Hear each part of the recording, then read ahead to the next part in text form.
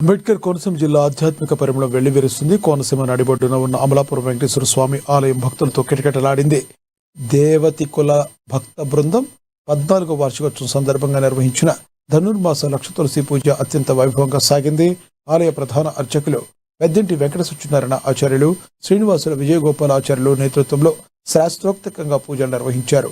ఉదయం నుండి విశ్వక్షేణ పూజ, పుణ్యాహవచనము, అర్జున దీపారాధన, కుంభ పూజలతో కార్యక్రమం ప్రారంభమైంది. స్వామివారికి పంచామృత అభిషేకం, కుంకుమ పూజ మరియు అగ్ని ప్రతిష్టాపన చేసి హోమాన్ని నిర్వహించారు. అనంతరం లోక కళ్యాణార్థం శాంతి కళ్యాణం, సుందరకాండ పారాయణ చేపట్టారు. పూజా కార్యక్రమాల అనంతరం భక్తులకు పెద్ద ఎత్తున అన్న సమారాధన నిర్వహించారు.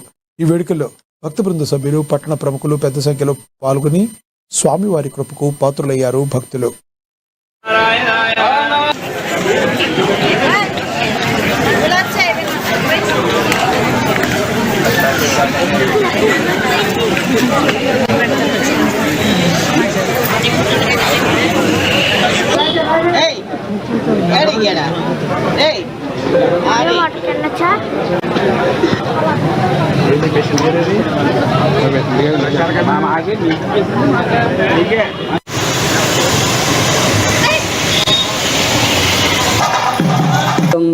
చక్రం వేదాంబరం దర్హదవాదవద్ం అస్తద్వయ నాసిరవాదయాతం శ్రీభూ సమేతం భయ వెంకటేశం. కోనసీమ జిల్లా అమలాపట్నం మహిపాల వీధిలో వెంచేసిన నాటి శ్రీ వెంకటేశ్వర స్వామి దేవస్థానం.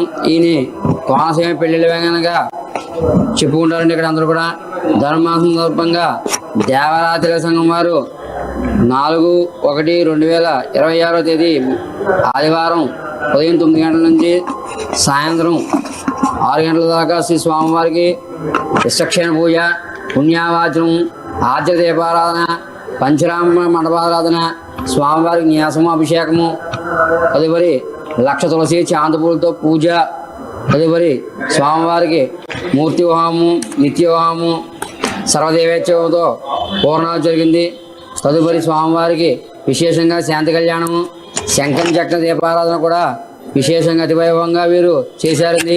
ఇది 14 సంవత్సరాలు ఈ స్వామివారి దేవాలయంలో వీరు జనవరి 1, 2, 3, 4, 5 తారీఖుల్లో ఈ విశేషంగా ఈ కార్యక్రమాన్ని చేసుకుంటూ వస్తున్నారండి. అతి వైభవంగా, అత్యంత వైభవంగా చేస్తున్నారండి.